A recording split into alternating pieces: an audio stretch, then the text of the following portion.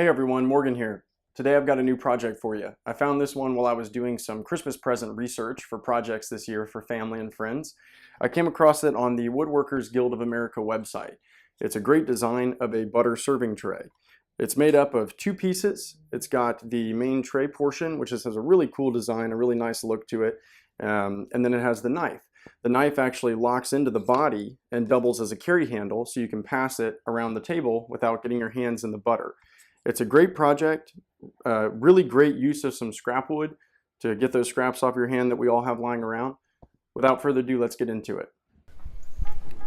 This project doesn't require a lot of wood, so it's a good time to use up some of those scraps that you have lying around of maybe some nice exotic woods. I've made some out of Purple Heart. These are both just different types of mahogany, I believe. But all you're going to need for this is one piece that's at least 8 inches long by 3 1/4 inches thick.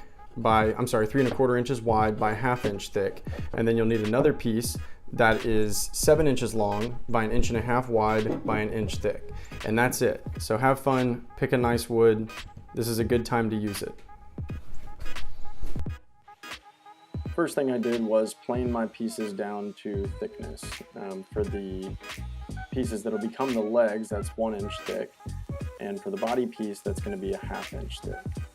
Next, you'll see here I'm ripping my pieces to width. The piece that will become the legs is 1 1/2 inches wide, and the piece that will become the body is 3 1/4 inches wide. From there, I pulled out my crosscut sled on my table saw and started cutting my pieces to length. Again, for the piece that's going to become the legs, you're looking at about 7 inches. It's a little more than that because each leg is 3 1/2 inches, so you have to take into account the curve of your saw blade, but it's going to be 2 cuts at 3 1/2 inches. On the body piece, you're looking at a total length of 8 inches.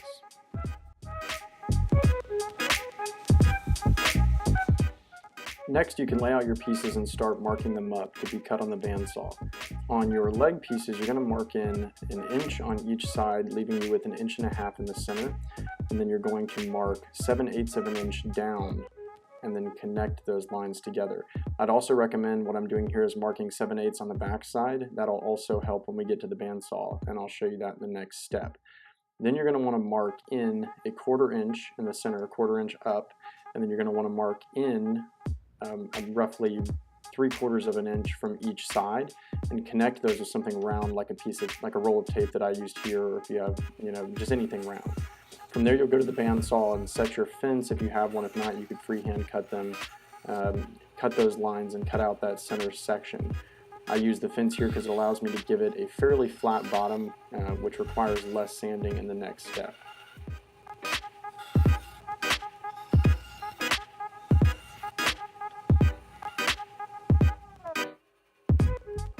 And then I also use the bandsaw to cut out the round shape on the bottom to give it that nice aesthetic.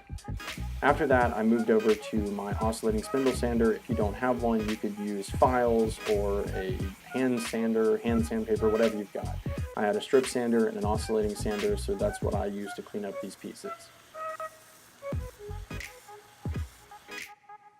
Next, what I like to do is take the legs that we've just cut out and mark them directly onto what will become the top.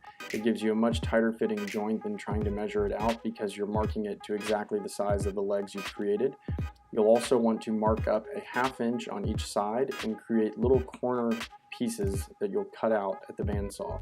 You can see I've marked them with X's.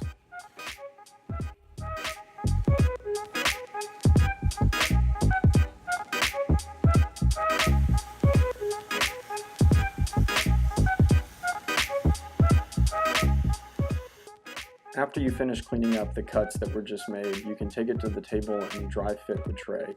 Make sure that the legs fit snug, make sure that the gaps aren't too large, clean up anything that you need to.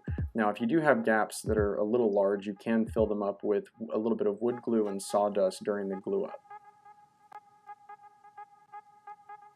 Once you have verified that everything fits together nicely and it's nice and snug, you can proceed to glue the pieces together.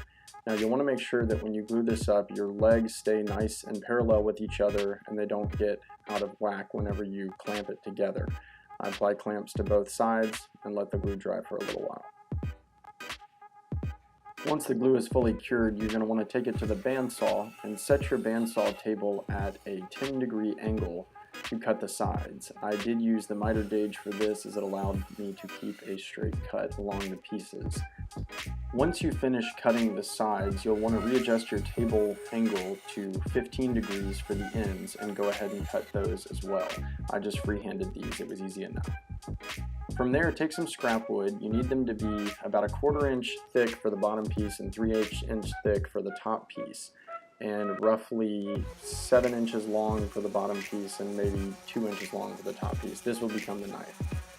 Now while you set that aside to dry, go ahead and start sanding the butter tray.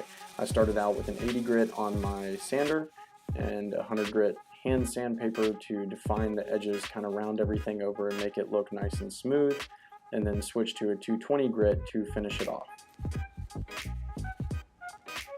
After that, I cut out my template that I downloaded and printed from the Woodworkers Guild of America. I used some spray adhesive and attached it to my knife blank. I then took it to the bandsaw to cut out the rough shape and then define the shape on the oscillating spindle sander.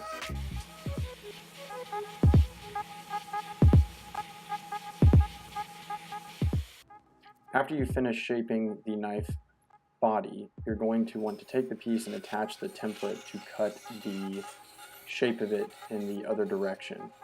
You'll want to give it a nice taper, and really I used the spindle sander to fully define this shape, and you want to blend in the top piece of wood with the bottom piece almost in a seamless transition.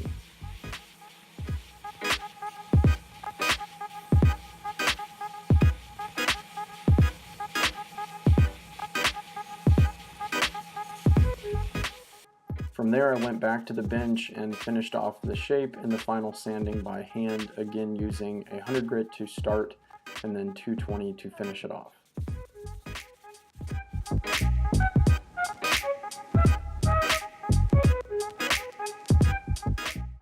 Once both pieces are finished sanded up to 220 grit, you can apply a food safe finish of your choice. You can use just standard mineral oil. I bought this butcher block finish that's a mineral oil beeswax combination at my local Home Depot, and it's been a really good finish for me. You'll want to give it a thick coat on both pieces, allow it to dry for 5 minutes, and wipe off any excess. So that wraps up the butter tray video. Once again, a really great project, great use of some scraps, and it's a really fun, easy project to get out there and make. All of the credit for this design, the templates, everything goes to the Woodworkers Guild of America. I just thought that putting their plans in video form would help others along in making these themselves. If you have any questions at all, please let me know in the comments down below, and I look forward to talking to you in the next video. Take care.